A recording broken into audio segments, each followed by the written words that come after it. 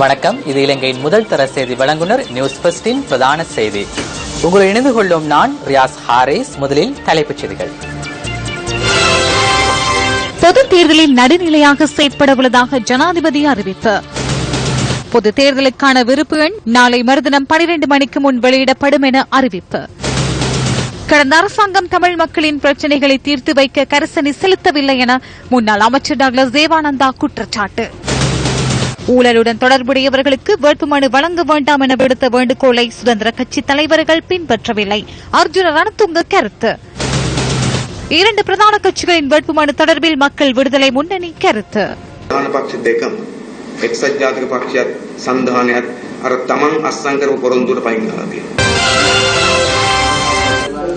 ஜனாதிபதி மைத்ரிபால சிறிசேன இன்று விசேட உரையொன்றை நிகழ்த்தினார்.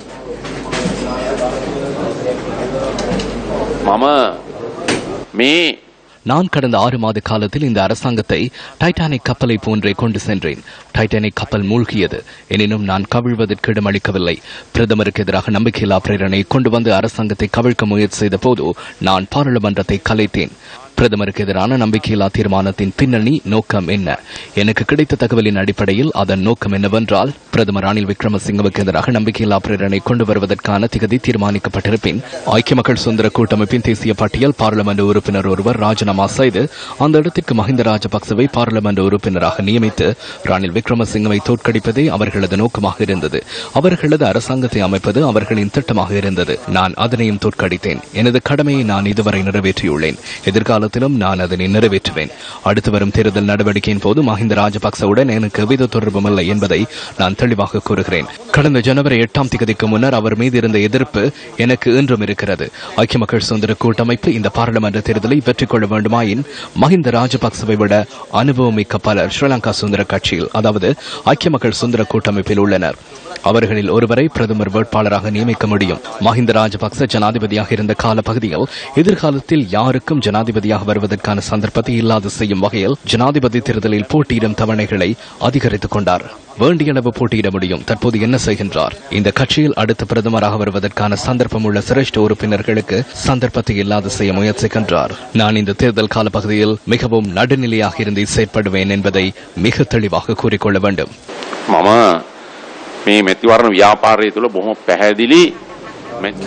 ஐக்கிய தேசிய முன்னணி கண்டில் தேர்தல் பிரசார செயற்பாடுகளை இன்று ஆரம்பித்தது.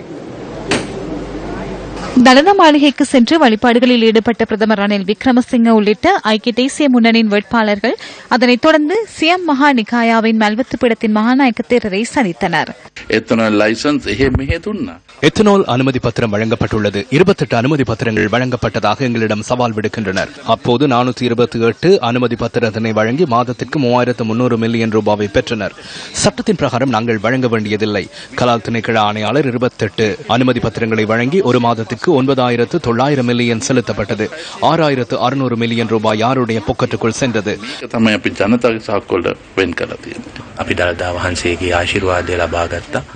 தலத மாளிகையில் வழிபாடுகளில் ஈடுபட்டோம். ஐக்கிய இலங்கையின் கீழ் அனைத்து மக்களுக்கு மத்தியில் சகவாழ்வையும் நாட்டை பலப்படுத்தவும் நாம் அர்ப்பணிப்பு செய்வோம்.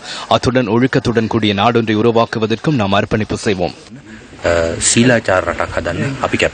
கொள்கைகளுடன் நாம் முன்னோக்கி சென்றோம். அவர்கள் கட்சியை பற்றிக்கொண்டு தமக்கு தேவையானவற்றை கட்சியினூடாக பூர்த்தி செய்து கொண்டனர். கட்சித் தலைவர்கள் இந்த கட்சிகளை உருவாக்கியது நாட்டை பாதுகாக்கவே ஒழிய கட்சியை காப்பாற்றுவதற்காக அல்ல. அதனால் நாட்டின் மேம்பாட்டிற்காக தேவையான சந்தர்ப்பங்களில் இதுபோன்ற தீர்மானங்களை எடுப்போம். மக்களின் தேவைக்காக எடுப்போம். ஊழல்வாதிகளுக்கு வேட்புமனு வழங்க வேண்டாம் என ஸ்ரீலங்கா சுதந்திர கட்சியின் தலைவருக்கும் செயலாளருக்கும் நாம் எழுத்து மூலம் கூறியிருந்தோம். எனினும் இறுதியில் அவ்வாறு இடம்பெறவில்லை. அதனை நிறுத்தவே நாம் அனைவரும் கைகோர்த்துள்ளோம்.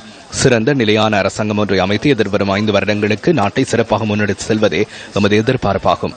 தற்போது கட்சி அரசியல் இடம்பெறுவதில்லை. நாட்டிற்காகவே புள்ளறியிட வேண்டும். கட்சிக்காக புள்ளறியிட்டால் அது தவறு என நான் எண்ணுகிறேன். குர்நாகல் மாவட்ட ஐக்கிய மக்கள் சுதந்திர கூட்டமைப்பின் வேட்பாளர் மஹிந்த ராஜபக்ச கண்டிக்கு இன்று சென்றிருந்தார். கண்டி வரலாற்று சிறப்புமிக்க ஸ்ரீ தலதா மாளிகையில் வழிபாடுகளில் ஈடுபட்ட மஹிந்த ராஜபக்ச சிஎம் மகாநிகாய மகாநாயக்கர் திபெட்வாவே ஸ்ரீ சுமங்கல தேரரை சந்தித்து ஆசி பெற்றுக் கொண்டார்.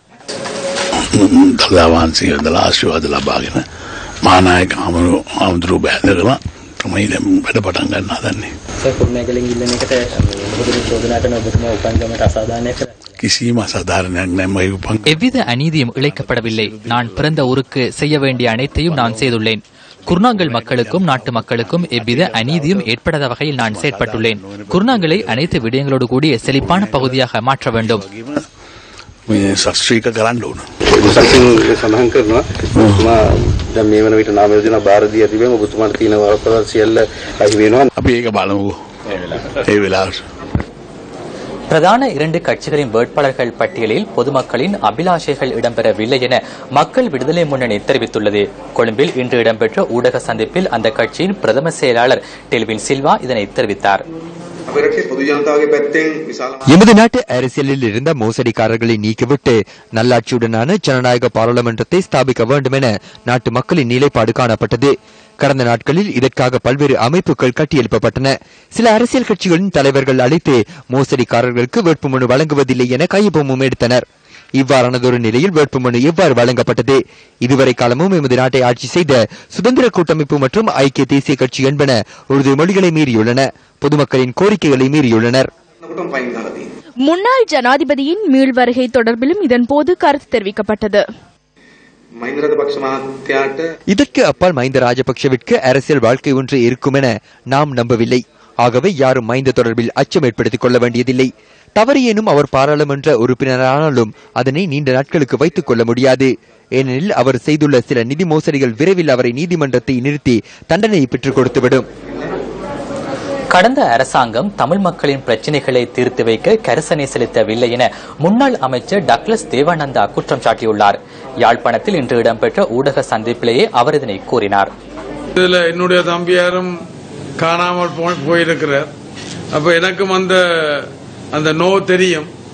எனக்கும் அந்த நோய் இருக்குது, அந்த நோ தெரியும். அந்த வகையில நான் இருந்த ஆட்சியில அதுகளை பற்றி கதைச்சிடத்தில் அவர்கள் கை விதிச்சு விட்டார்கள். இருந்தாலும் என்னுடைய அழுத்தம் காரணமாக அவர்கள் ஆணைக்குழுக்களை நியமிச்சிருக்கிறார்கள். போதைப் பொருள் வர்த்தகத்துடன் தொடர்புகள் என அடையாளம் காணப்பட்ட சிலருக்கு இம்முறை பொதுத் தேர்தலில் வேட்புமனு வழங்கப்பட்டுள்ளதாக தேசிய அபாயகர ஔடதங்கள் கட்டுப்பாட்டு சபை தெரிவித்துள்ளது. அரசியல் கட்சிகள் கோரினால் அவர்கள் தொடர்பிலான தகவல்களை வழங்க தயார் என சபையின் தலைவர் டாக்டர் திலங்க சமரசிங்க தெரிவித்துள்ளார். இந்த விடயம் தொடர்பில் ஐக்கிய தேசிய கட்சியே முதலில் வினவியது. இரண்டாவதாக தொண்டமானின் கட்சி ஆராய்ந்தது. அதேபோன்று பிரஜைகள் முன்னணி சார்பில் ஜே ஸ்ரீரங்காவும் அத்துரலியர் ரத்னதேரரும் ஆராய்ந்தார்கள்.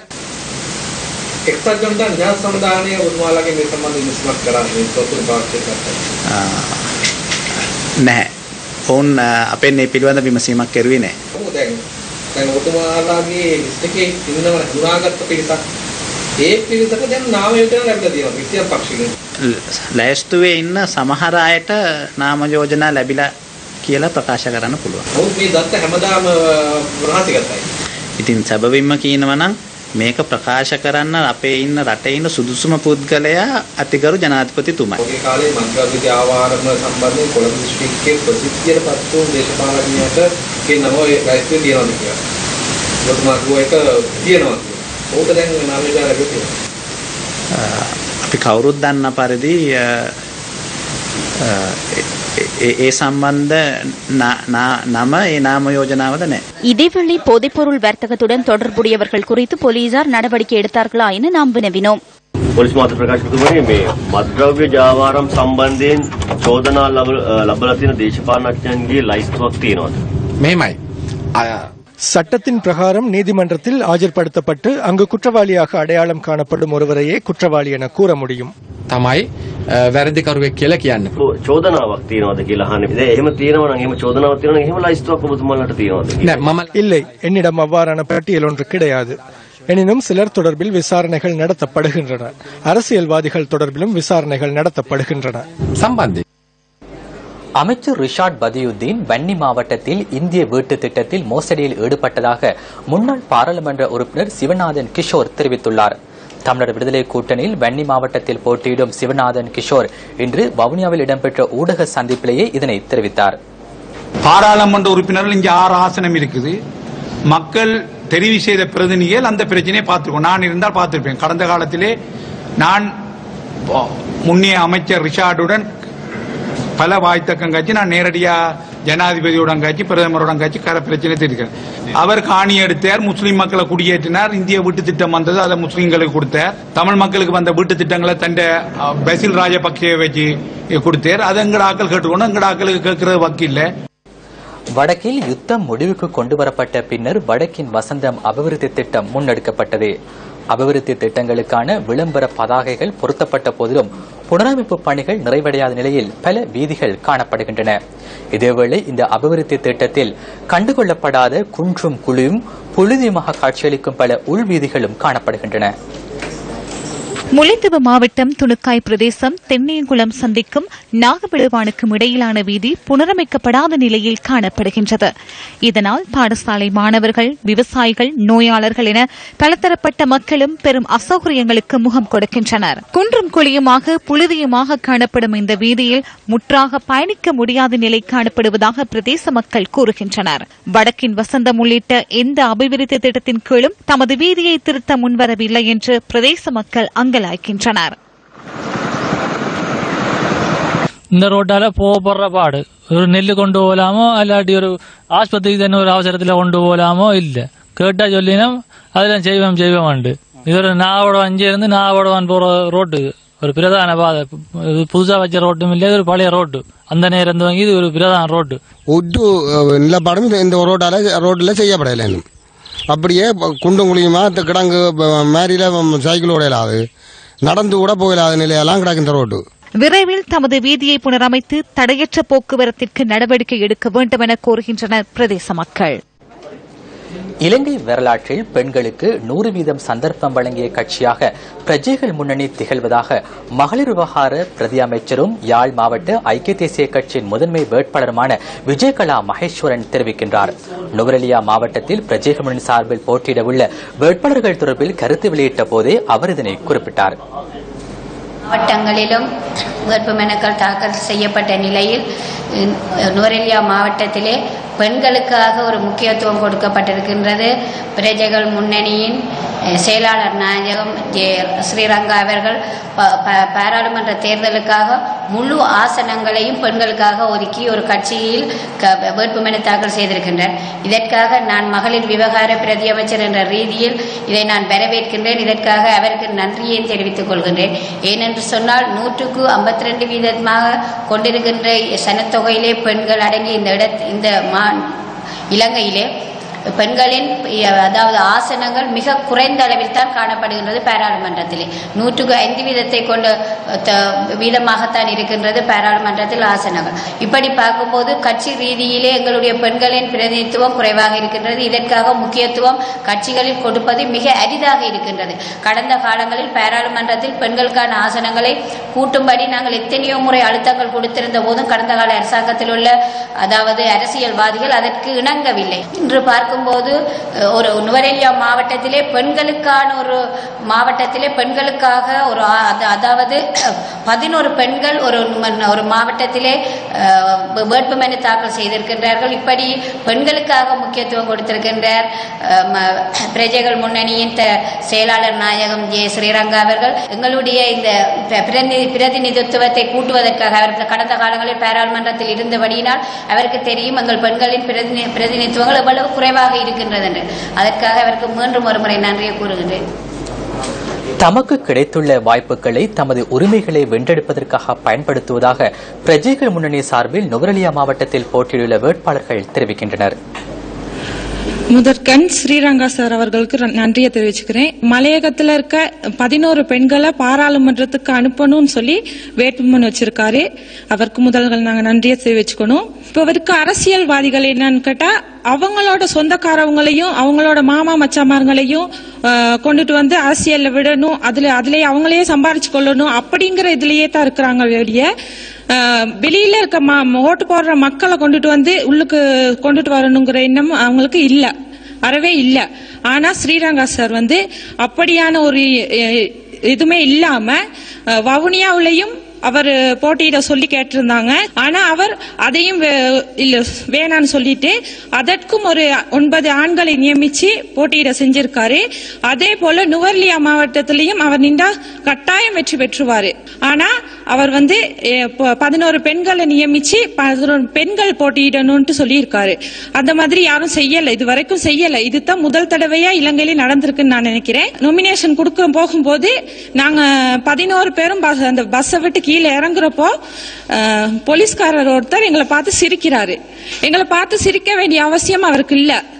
எங்கள் மலையகத்திலையும் படிச்சவங்களும் இருக்காங்க, படிச்சுட்டு வேலை இல்லாத காரணத்தினால கொழுந்தெடுக்க போனவங்களும் இருக்காங்க. சிரிச்சவங்க நாளைக்கு எங்களை பார்த்து வியக்கிற அளவுக்கு நாங்க நடந்து கொள்வோம்.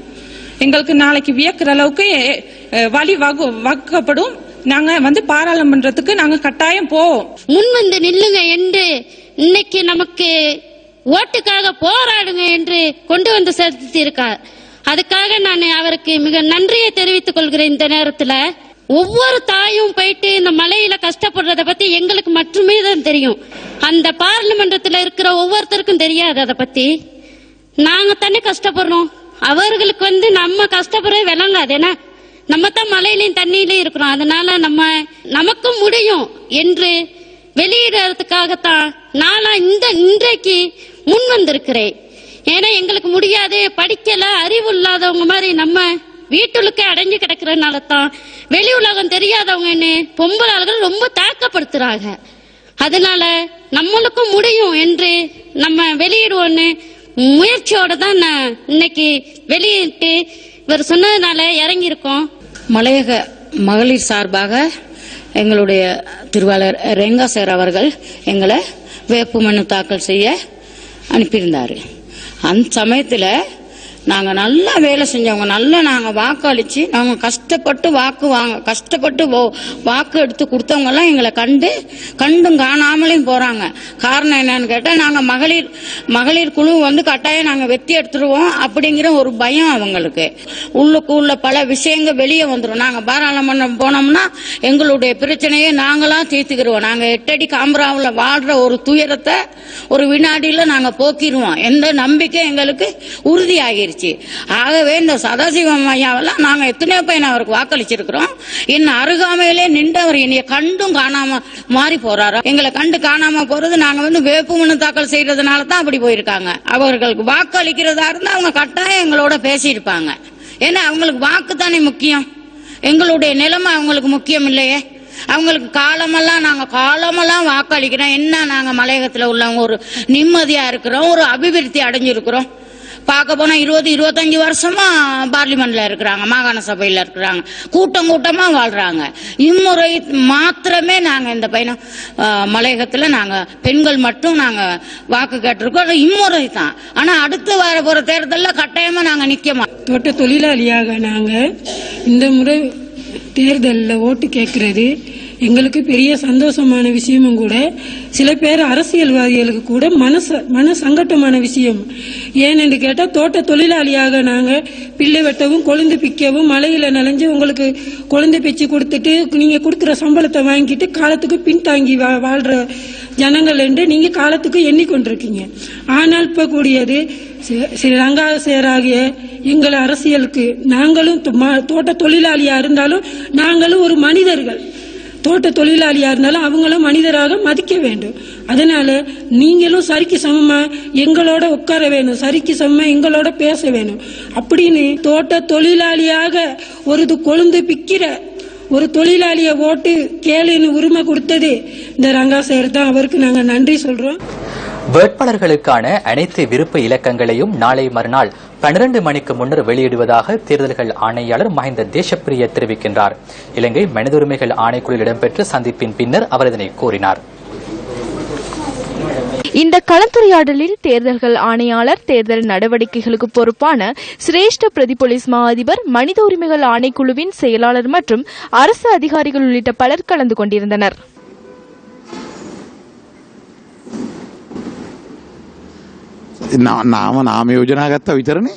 வேட்பு மனுக்கள் தற்போது பொறுப்பேற்கப்பட்டுள்ளன. அகர வரிசைக்கமைய வேட்பாளர்களின் விருப்பு இலக்கங்களை தயாரிக்கும் திட்டம் முன்னெடுக்கப்பட்டுள்ளது. சில மாவட்டங்களின் விருப்பு இலக்கங்களை இன்று மாலை அளவில் வெளியிட முடியும் என நாம் எண்ணுகின்றோம். 16ஆம் திகதி நண்பகல் 12 மணிக்கு முன்னர் அனைத்து விருப்பு இலக்கங்களையும் வெளியிட நாம் எதிர்பார்த்துள்ளோம். மனித உரிமைகள் ஆணைக்குழுவில் தேர்தல் சட்டங்களை நடைமுறைப்படுத்தப்படுவது தொடர்பில் கலந்துரையாடப்பட்டது.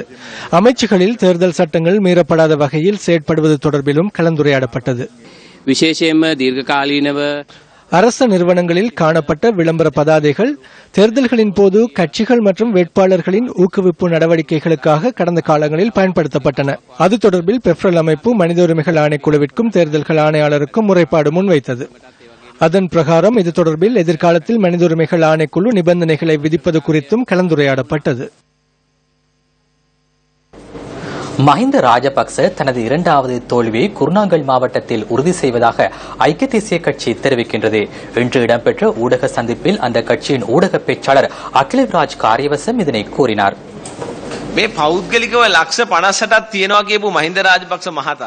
தனிப்பட்ட ரீதியில் 58 லட்சம் வாக்குகள் இருப்பதாக மஹிந்த ராஜபக்ச கூறுகின்றார். 58 லட்சம் வாக்குகள் இல்லை என்பதை உறுதி செய்யும் வகையில் ஸ்ரீலங்கா சுதந்திர கட்சியிடம் பிரதமர் வேட்பாளராக களமிறங்குவதற்கு கோரிக்கை விடுத்தார்.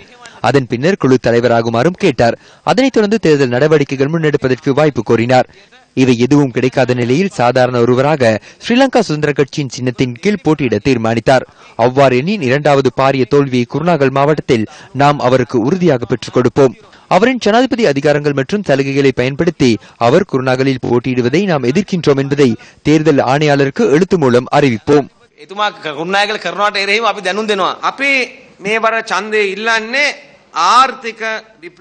பொருளாதார புரட்சி ஒன்றை இந்த நாட்டுக்குள் ஏற்படுத்தவே நாம் இம்முறை தேர்தலில் போட்டியிடுகின்றோம். அனைத்து குடும்பங்களுக்கும் வீடு ஒன்றை வழங்கும் திட்டம் ஒன்றை முன்னெடுப்போம் என்பதை நாம் கூறியிருக்கின்றோம். எமது பொருளாதார கொள்கை வீடுகளை நிர்மாணிப்பது மாத்திரமல்ல, குடும்பங்களை கட்டியெழுப்ப வேண்டும் என்பதே எமது பொருளாதார கொள்கையாகும். தனிநபர் அபிவிருத்தி என நாம் கூறுவது குடும்பம் ஒன்றை அபிவிருத்தி செய்வதே. ஐக்கிய மக்கள் சுதந்திர கூட்டமைப்பு கொழும்பில் இன்று ஊடக சந்திப்பு ஒன்றை ஏற்பாடு செய்திருந்தது.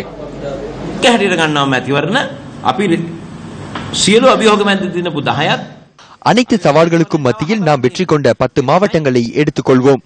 நாங்கள் 4 மாவட்டங்களை வெற்றி கொள்வோம். பதுளை, கம்பா, புத்தள மற்றும் பொலனறுவை ஆகிய மாவட்டங்களை நாம் வெற்றி கொள்வோம். நாங்கள் மொத்தமாக 14 மாவட்டங்களை வெற்றி கொள்வோம். தேர்தல் செயற்பாட்டு குழு நாளை முதல் இயங்க உள்ளது. எமது பிரதான கூட்டம் எதிர்வரும் 17ஆம் தேதி அனுராதபுரத்தில் ஆரம்பமாக உள்ளது. ஜனாதிபதி மைத்ரிபால சிறிசேன மற்றும் தேர்தல் நடவடிக்கைகளுக்கான குழுவுடன் நாம் கலந்துரையாடியுள்ளோம்.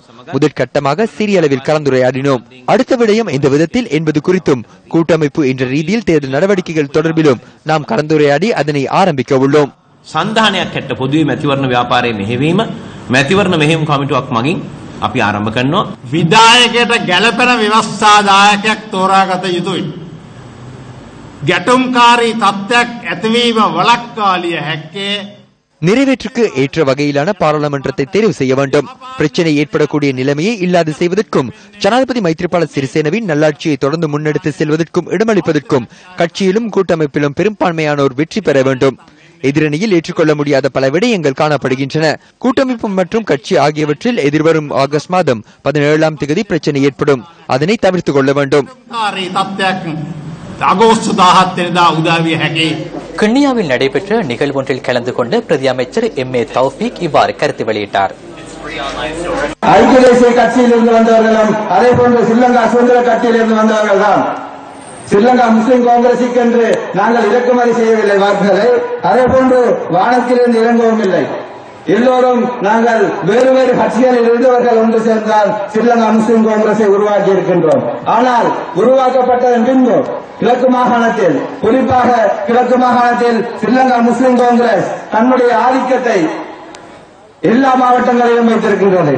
உங்களுக்கு தெரியும், இன்று கிழக்கு மாகாண சபையை ஒரு தீர்மானிக்கின்ற சக்தியாக இன்று ஸ்ரீலங்கா முஸ்லிம் காங்கிரஸ் தீர்மானித்து ஸ்ரீலங்கா முஸ்லிம் காங்கிரசுக்குரிய ஒரு முதலமைச்சரை வைத்திருக்கின்றது. கடந்த அரசாங்கத்தின் ஆட்சி காலத்தில் கொழும்பில் காணாமல் போன 11 இளைஞர்கள் தொடர்பிலான வழக்கு கொழும்பு நீதவான் நீதிமன்றத்தில் இன்று மீண்டும் விசாரணைக்கு எடுத்துக் கொள்ளப்பட்டது. இது தொடர்பிலான விரிவான தகவல்களை எமது அடுத்த பிரதான செய்தியில் எதிர்பாருங்கள். இத்துடன் நியூஸ் பஸ்டின் 8 மணி பிரதான செய்தி நிறைவடைகின்றது. வணக்கம்.